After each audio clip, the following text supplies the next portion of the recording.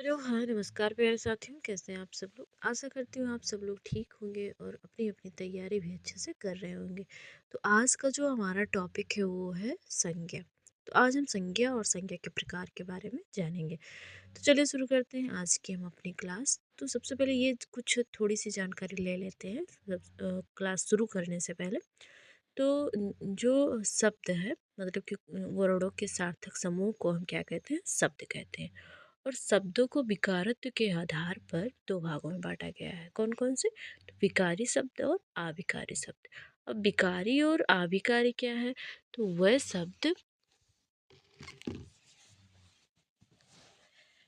शब्द जिन्हें लिंग वचन कारक आदि के आधार पर क्या किया जा सके, परिवर्तित किया जा सके, वो विकारी शब्द है। और जिन्हें परिवर्तित ना किया जा सके वो क्या है? अविकारी शब्द है। ठीक है। तो कोई क्या क्या है? तो विकारी शब्द कौन है? तो वह शब्द जिन्हें लिंग वचन कारक के आधार पर उसमें परिवर्तन किया जा सके वह विकारी शब्द हैं। और जिनमें परिवर्तन ना किया जा सके वो क्या है? अविकारी शब्द है। तो इसमें कहा गया है कि जो संज्ञा है वो क्या है? एक विकारी शब्द है। तो अब विकारी तो अब जान ही गए कि जो संज्ञा शब्द होगा वो लिंग वचन कारक के आधार पर क्या होगा? बदलेगा, मतलब परिवर्तित होगा। ठीक है। तो अब हम संज्ञा की बात करते हैं और संज्ञा की परिभाषा देखते हैं। तो वह विकारी शब्द जिसे किसी वस्तु, स्थान, व्यक्ति, भाव आदि का बोध कराने वाले शब्दों को क्या कहते हैं? संज्ञा कहते हैं। तो सबसे पहला क्वेश्चन तो ये है कि संज्ञा कैसा शब्द है? तो विकारी शब्द है। ठीक है। कैसा शब्द है? विकारी शब्द है। और संज्ञा कहते किसे हैं? तो किसी वस्तु, व्यक्ति, स्थान, भाव आदि का बोध हो जिससे उसे कहते हैं संज्ञा। जैसे कैसे? तो उदाहरण उदाहरण में हम देखते हैं। जैसे हमारा दिया गया है कि राम ने फल खाया। ठीक है। तो यहाँ पर ये कि राम क्या है? राम हमारी संज्ञा होगी। और जो जितने भी हमारे संज्ञा हैं उनके साथ क्या आते हैं? कारक आते हैं। तो ने हमारा क्या है? कारक है। अब कारक क्या है? तो क्रिया के साथ जो सीधा संबंध रखता है वही हमारा कारक होता है। और कारक हमारा एक चैप्टर, मतलब एक चैप्टर नहीं, एक टॉपिक कह सकते हैं। कारक का एक टॉपिक है। अभी आप ये समझें कि जो क्या होगा, संज्ञा के साथ कारक लगे होते हैं। ठीक है। और ये जो जहाँ जिससे ये बोध हो कि कुछ हो रहा हो, मतलब कुछ काम हो रहा हो, तो जो करने का बोध करा रहा है। तो यहाँ काम क्या हो रहा है? खाने का काम हो रहा है, मतलब फल को खाया जा रहा है। तो जो खाया शब्द दिया गया है क्रिया है। क्या है? क्रिया। और फल भी हमारी क्या है? संज्ञा है। तो अब यहाँ पर हमने ये जाना कि जो हमने ये देखा कि राम ने फल खाया। तो यहाँ पर जो शब्द है राम, ये हमारी है संज्ञा। ने क्या है? अगर ने आपसे पूछा जाए क्या है, तो ये है कारक। और फल भी हमारी संज्ञा ही है। और खाया हमारा क्या है? क्रिया है। तो इस तरह हम इसको पहचान सकते हैं। एक और उदाहरण ले लेते हैं। जैसे हमारा दिया गया है राधा ने चाय पकाई या बनाई, जो भी हो। तो यहाँ काम क्या हो रहा है? पकने का काम हो रहा है। चाय पकाने का काम किया जा रहा है। और किसने पकाया? तो राधा ने। तो राधा हमारी क्या है? संज्ञा है। वहाँ पर हमारी परिभाषा क्या थी? हमारी किसी व्यक्ति, वस्तु, स्थान का भाव का बोध हो तो वो हमारी क्या है? संज्ञा है। तो राधा एक नाम है। तो ये मतलब किसी एक व्यक्ति का बोध करा रही है राधा, जो शब्द दिया गया है। तो ये क्या है? संज्ञा है। ने क्या है? एक कारक है। चाय भी हमारी संज्ञा है। और पकाना क्या है? क्रिया है। तो इस प्रकार ये आपने जाना। इसमें कैसे जान गए आप कि अब मान लीजिए कि इसमें तो राधा हमारी संज्ञा होगी, दो नाम तो हमने अब स्थान वाले देखते हैं। जैसे है कि अ, दिल्ली से मोहन आया। दिल्ली से मोहन आया। तो दिल्ली और मोहन ये दोनों हमारे क्या हैं, संज्ञा है। दिल्ली और मोहन की संज्ञा, क्यों? क्योंकि दिल्ली एक स्थान का नाम है और मोहन एक व्यक्ति का नाम है। और ये जो से दिया गया है ये कारक है, और यहाँ कारक कौन सा है, अपादान है, क्योंकि दिल्ली से मोहन अलग हो रहा है तो यहाँ अपादान कारक हो जाएगा। तो से हमारी कारक है, मोहन और दिल्ली संज्ञा है, आया इसने आने का काम किया तो ये क्रिया है।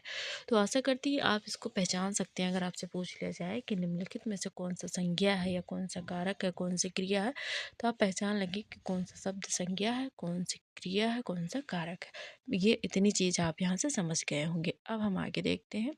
आगे हमारा क्या कहा गया है कि संज्ञा के साथ 8 कारक चिन्ह आते हैं। हमने समास में क्या पढ़ा था कि तत्पुरुष समास जो है ये प्रसर्गों के आधार पर 6 प्रकार का होता है। उसमें मैंने आपको बताया था कि जो 6 दिए गए हैं ये कारक के ही पार्ट हैं, जिसमें से 2 कारक शामिल नहीं किया जाता है उसमें समास में। कौन कौन से?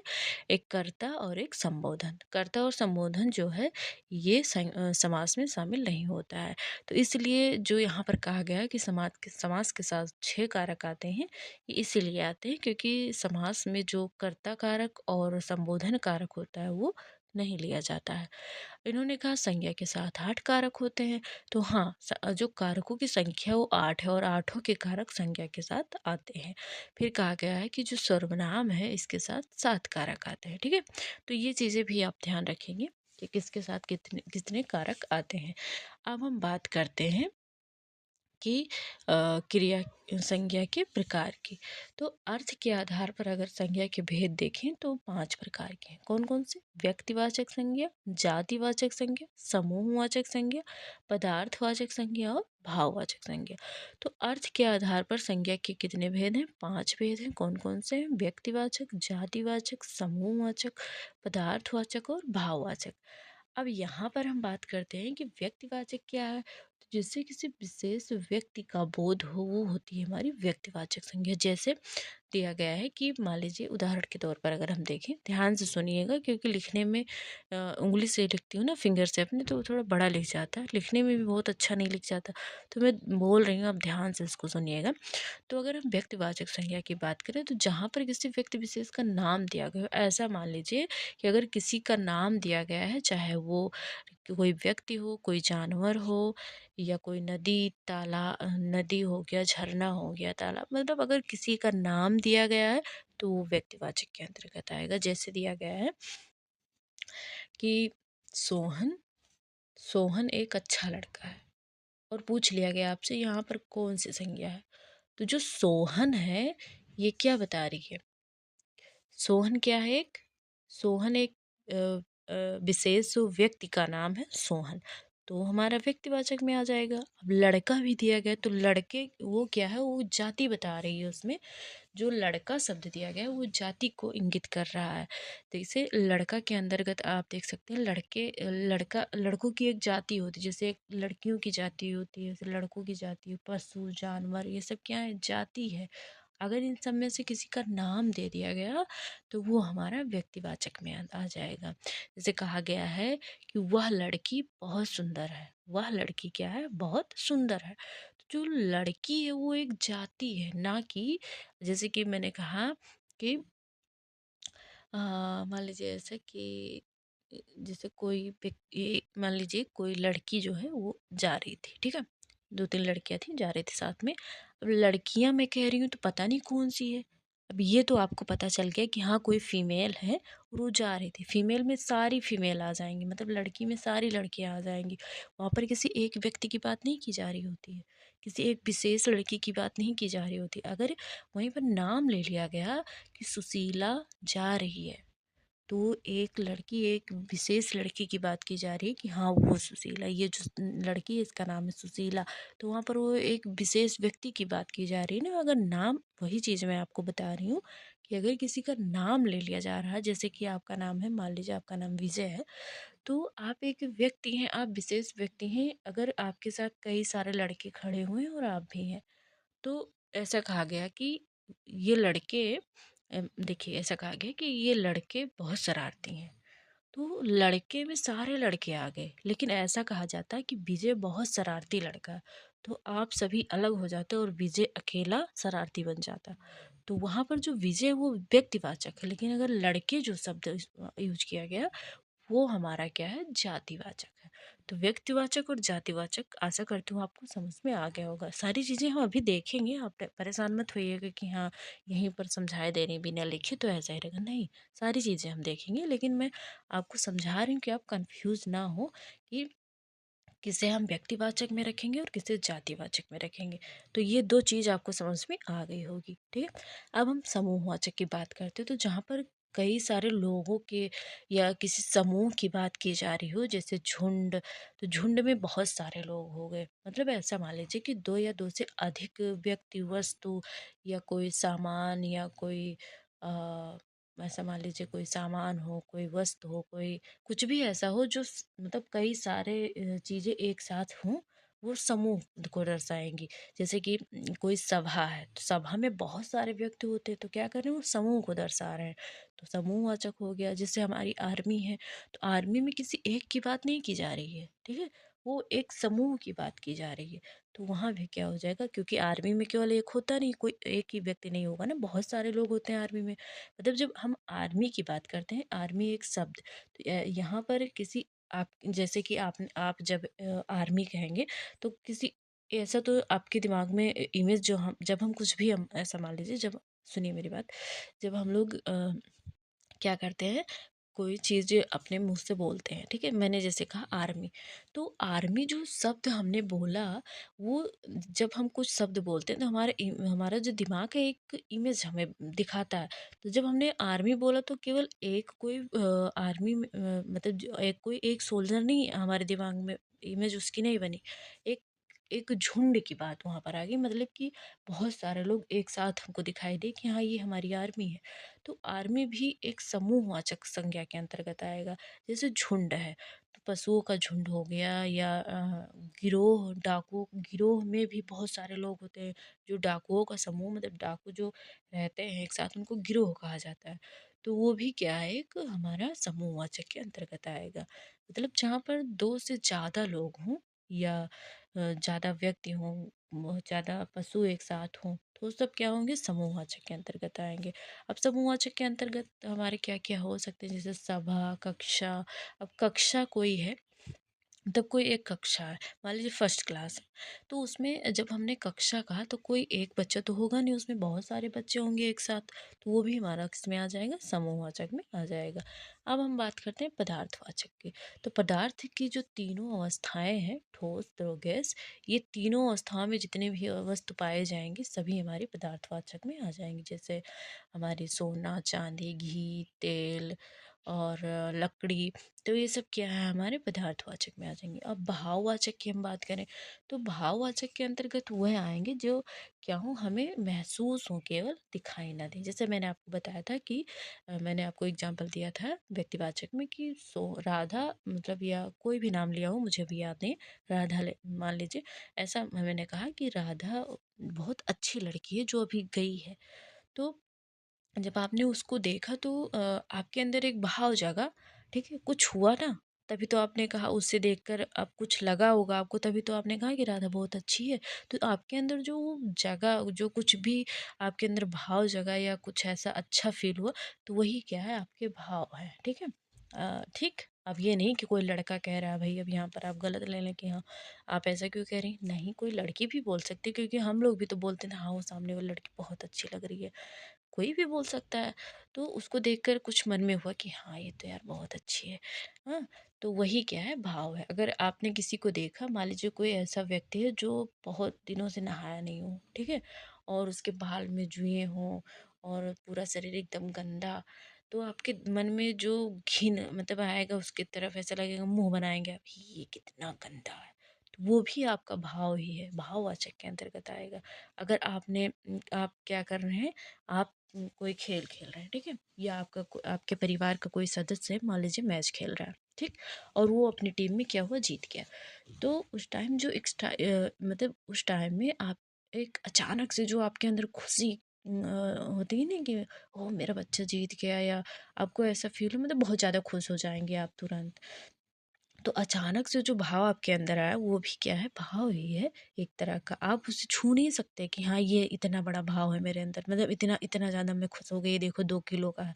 नहीं, आप केवल उसे महसूस करेंगे, आप उसे छू नहीं सकते, केवल महसूस करते हैं हाँ कि इस चीज़ से मैं दुखी हूँ, इस चीज़ से मैं बहुत खुश हूँ, या ये मुझे बहुत अच्छा लगा। तो वही चीज़ है जो आप केवल महसूस कर सकें और उसे नहीं छू सकते हैं, ना ही देख सकते, वो क्या है, हमारे भाववाचक के अंतर्गत आ जाएगी। जैसे ईमानदारी हो गया, और ईमानदारी, बेईमानी, खुश, दुख और मित्रता, ये सारी चीज़ें क्या है, ये भाववाचक के अंतर्गत आएंगी। तो आशा करती हूँ इतनी चीज़ें आपको समझ में आई होंगी। अब भाववाचक जो संज्ञा है हमारी, भाववाचक तो हमने बताया आपको। अब जो संज्ञा है यहाँ से किस प्रकार के पूछे जा सकते हैं प्रश्न, जैसे कि है कि प्राचीन हिंदी में संज्ञा के भेद, ऐसा भी पूछ सकता है, तो भी आपको 5 ही बताना है। आपसे पूछ ले कि हिंदी में संज्ञा के भेद कितने हैं, तो 5 ही बताना है। आपसे पूछ ले कि संज्ञा के केवल इतना, मतलब कुछ कंडीशन यहाँ दे दिया गया है कि प्राचीन हिंदी, तो भी 5, हिंदी तो भी 5, और संज्ञा के भेद तो भी 5। ठीक है, कुछ भी आ जाए 5। अगर हाँ ऐसा दे दे, व्युत्पत्ति, अर्थ, कर्म, ये सारी चीज़ें, तो इसके आधार पर हम तो देखेंगे ही कि हाँ कौन कौन से हैं। जैसे कि हमने आपको बताया अर्थ के आधार पर 5 प्रकार के हैं। फिर है कि व्युत्पत्ति या रचना के आधार पर संज्ञा के भेद, तो व्युत्पत्ति या रचना के आधार पर संज्ञा के 3 भेद हैं। कौन कौन से, रूढ़, यौगिक और योग रूढ़।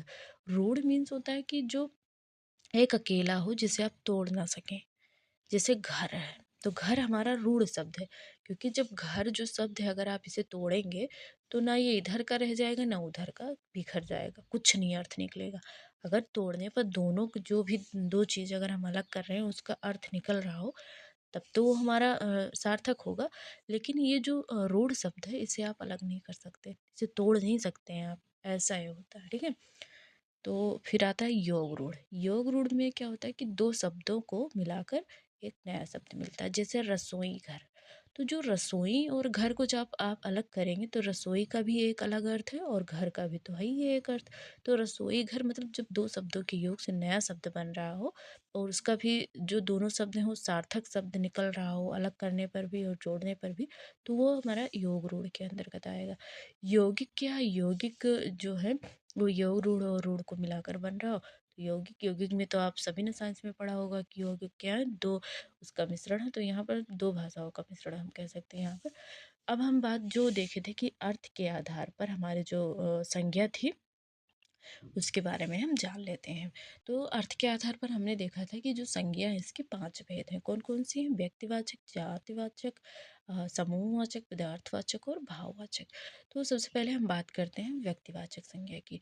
और आप, मैंने पहले ही आपको बहुत अच्छे से समझा दिया है। अगर आपने ध्यान से सुना होगा तो चीज़ें आपको यहाँ पर बहुत अच्छे से तुरंत समझ में आ जाएंगी और आप कभी नहीं भूलेंगे इसको, अगर आपने अच्छे से सुना होगा तो। ठीक है, अगर नहीं सुना होगा तो दोबारा सुन लीजिए अच्छे से। ठीक है, व्यक्तिवाचक किसे कहते हैं, तो जिससे किसी विशेष व्यक्ति, वस्तु, स्थान आदि का बोध हो, वो क्या है, व्यक्तिवाचक है, व्यक्तिवाचक संज्ञा है। अब यहाँ पर आप ये ध्यान रखेंगे कि यहाँ विशेष कहा गया है, ना कि किसी व्यक्ति, वस्तु, स्थान की बात की, यहाँ विशेष की बात की जा रही है कि जब आप किसी विशेष व्यक्ति, वस्तु, स्थान की का बोध हो जहाँ पर, वो क्या हमारे व्यक्तिवाचक संज्ञा के अंतर्गत आएंगे। जैसे कि आप ऐसा मान लें, अगर नहीं समझ पा रहे हैं आप भी, तो जैसे कि आपको, आपका नाम, ये क्या है, व्यक्तिवाचक है। ऐसा मान लें कि मेरा नाम है, जैसे मेरा नाम वंदना है, तो वंदना एक व्यक्ति है, मतलब एक विशेष व्यक्ति हूँ मैं। अगर मेरे घर में सारे सदस्य बैठे हुए हैं और मैं भी हूँ वहाँ पर, अगर मुझे कोई बुला रहा है कि वंदना आप यहाँ आइए, तो वो मुझे ही बुला रहे हैं, ना कि बाकी सदस्यों को बुला रहे हैं। तो मैं क्या हूँ, एक विशेष व्यक्ति हूँ, तो जिस मुझे बुलाया जा रहा है, तो मैं क्या हूँ, एक व्यक्तिवाचक संज्ञा के अंतर्गत आऊँगी। जैसे कि आपका नाम महेश है, ठीक है, तो आप और आपके घर के जितने भी सदस्य हैं वो सब लोग एक क्या है कि एक हॉल है, उसमें बैठकर सब चाय पी रहे हैं। और आपका कोई दोस्त आया, वो कह रहा है कि आपके घर में जो लड़के हैं उनको बुला दीजिए। तो आपके घर में भाई देखिए, लड़के में ना बोलकर आप बोल दें जितने भी आपके घर में मेल हैं बुला दीजिए। तो मेल के अंतर्गत अंतर्गत तो सभी आ जाएंगे, पुरुष के अंतर्गत कि हम मेल जितने भी सदस्य हैं, मतलब कि मैं भी हूँ, मतलब आप भी हैं, कि मैं तो फीमेल हूँ भाई। जैसे कि कहा गया कि मेल की बात की गई है, ठीक है। तो ऐसा कहा गया कि मेल को बुला दीजिए, तो मेल के अंतर्गत तो आप भी आ जाएंगे, आपके पापा आ जाएंगे, आपके बड़े भाई आ जाएंगे, आपके ताया जी आ जाएंगे, आपके जो भतीजे होंगे वो भी आ जाएंगे। मतलब जितने भी सदस्य हैं वो सब मेल के अंतर्गत आ जाएंगे। लेकिन अगर यहीं पर आप ये कहा गया कि महेश को बुला दीजिए, तो आप विशेष हैं, आपकी बात की जा रही है, ना कि बाकी सदस्यों की बात की जा रही है। तो आप क्या है, एक व्यक्तिवाचक संज्ञा है, ठीक है। तो ये हमारा व्यक्तिवाचक संज्ञा, जैसे किसी का भी नाम, ऐसा मान लें कि किसी का अगर नाम कहा जा रहा है तो वो व्यक्तिवाचक है। और फिर क्या क्या है, उदाहरण में आप देख सकते हैं, जैसे राधा, गंगा, विशाल, दिल्ली, विजय, काली गाय। अगर खाली गाय दिया गया हो तो अगर केवल गाय दिया गया है तो वो क्या है, गाय तो बहुत सारी गाय होती हैं। अगर ना कुछ दे दिया गया, जैसे मान लीजिए कोई एक गाय की झुंड है, वो मैदान में क्या करे, घास चर रही है, ठीक है। और दो व्यक्ति हैं, एक है राजू, एक है महेश। महेश नहीं भाई, कोई बुरा मान जाए, एक है काजू, एक है राजू, ठीक है। बुरा मत मानिएगा, किसी का भी नाम होगा। तो वो क्या गए हैं, गाय को घास चराने के लिए मैदान में गए हैं लेकर। तो वो दोनों बात कर रहे हैं आपस में, वो कह रहे हैं वो मेरी गाय है, वो कह रहा है वो वाली मेरी गाय है, वो कह रहा है वो वाली मेरी गाय। तो भाई गाय के अंतर्गत तो सारी आ गई, पता कैसे चलेगा ये किसकी गाय है? तो जब आप कहेंगे वो सफ़ेद वाली जो वो राजू की है, वो काली वाली जो है वो काजू की है। तो वहाँ पर एक विशेष गाय की बात की जा रही है। तो वो हमारी अगर काली, पीली, नीली या कोई नाम लेकर कह दिया गया तो वो क्या है कि हमारी व्यक्तिवाचक के अंतर्गत आ जाएगी। जैसे कोई बिल्ली है, तो बिल्ली अगर कहा गया तो वो जाति में आ जाएगा। अगर ये कहा गया कि जो वो भूरी बिल्ली बैठी है वहाँ पे, या आपने अपनी बिल्ली का कोई नाम रख रखा है, मान लीजिए पूसी रख रखा है, तो आपने कहा मेरी पूसी बिल्ली बहुत अच्छी है। तो जब आपने पूसी बिल्ली कहा तो एक विशेष बिल्ली की बात कर रहे हैं, लेकिन आप कहते हैं मेरी बिल्ली बहुत अच्छी है। तो मान लीजिए आपकी बिल्ली और बिल्ली के बच्चे, तो अब किसकी बात कर रहे हैं, सामने वाले को पता ही नहीं चल पाएगा। लेकिन आपने कहा मेरी जो भूरी बिल्ली बहुत अच्छी है, तो पता चल जाए कि हाँ ये भूरी वाली है, ये कितनी बहुत अच्छी है। अब यहाँ पर जो व्यक्तिवाचक है, इसके अंतर्गत कौन कौन आएंगे, जैसे पर्वत का नाम है, तो अगर पर्वत दे दिया गया है तो ये जाति में आ जाएगा। लेकिन अगर यहीं पर पर्वत का नाम दिया गया है, जैसे हिमालय, माउंट एवरेस्ट, कंचनजंगा और एंडीज, जितने भी पर्वत हैं, अगर नाम दे दिया गया है तो ये हमारे क्या हैं, व्यक्तिवाचक में है। अगर केवल पहाड़ पर्वत कहा गया है तो जातिवाचक में आ जाएंगे। जैसे नदी है, तो केवल नदी कहा गया है कि हमारे ऐसा कहा गया है कि मेरे मेरे शहर के बाहर से एक नदी बहती है। तो एक नदी है, वो पता नहीं कौन सी नदी है, ये तो पता चल गया हाँ कोई नदी है।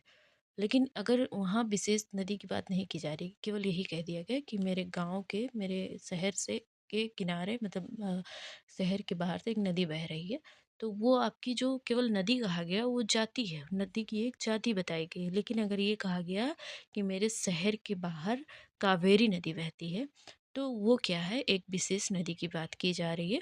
तो यही यहाँ पर कहा जा रहा है कि अगर किसी नदी की बात, मतलब कि नदी का अगर नाम ले लिया गया है, जैसे गंगा, यमुना, कृष्णा, गोदावरी, ताप्ती, सरस्वती, कृष्णा, अ, ठीक है, सोन नदी, अगर ये सब, चिनाब नदी, अगर नाम ले लिया गया है नदी का, तो वो हमारी व्यक्तिवाचक में आ जाएंगे। दिनों के नाम, जैसे सोमवार, मंगलवार, बुधवार, बृहस्पतिवार, शुक्रवार, शनिवार और रविवार, अगर नाम दिन का दिया गया है तो ये भी हमारी व्यक्तिवाचक के अंतर्गत आ जाएंगे।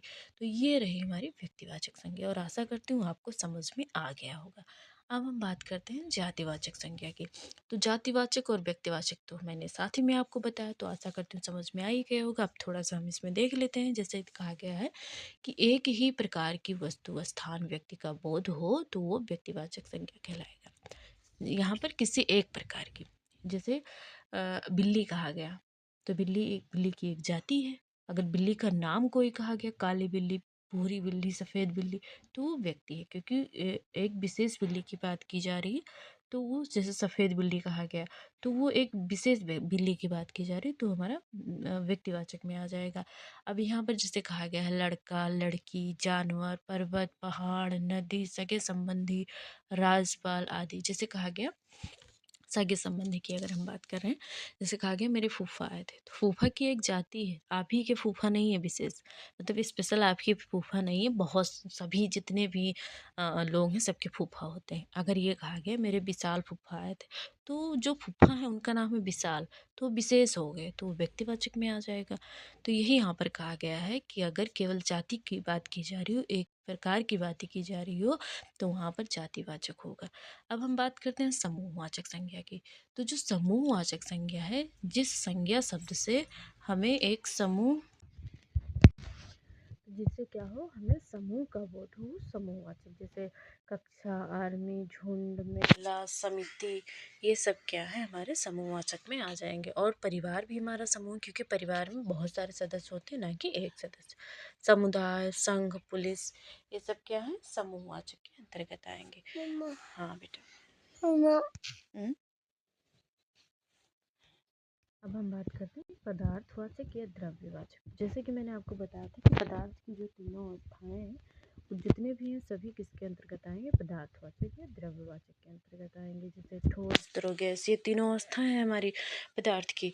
तो इसके उदाहरण देखते हैं, लकड़ी, सोना, चांदी, लोहा, पानी, घी, ये सब क्या है पदार्थवाचक के अंतर्गत आ जाएंगे। जितने भी धातुएं हैं, अधातुएं, सारे किसके अंतर्गत आएंगे, पदार्थवाचक के। भाववाचक की बात करें, तो जिस संज्ञा शब्द से किसी व्यक्ति के गुण, दोष, दशा, अवस्था, भाव का बोध हो, भाववाचक के अंतर्गत आ जाएंगे। अगर हम भाववाचक की पहचान की बात करें, तो इसमें पीछे प्रत्यय लगे होंगे। कौन कौन से प्रत्यय, ता प्रत्यय, आस प्रत्यय, अट, आहट, जन, पन, ई, वट, त्वया, मतलब जैसे मित्रता, ता प्रत्यय आ गया ना।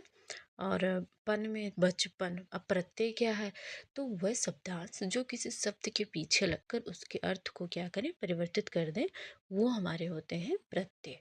और उपसर्ग, तो उपसर्ग वह शब्दांश जो किसी शब्द के आगे लगकर उसके अर्थ को क्या करें, परिवर्तित कर दें, वो हमारे प्रत्यय उपसर्ग कहलाते हैं। तो प्रत्यय कहाँ लगता है, शब्द के पीछे लगते हैं।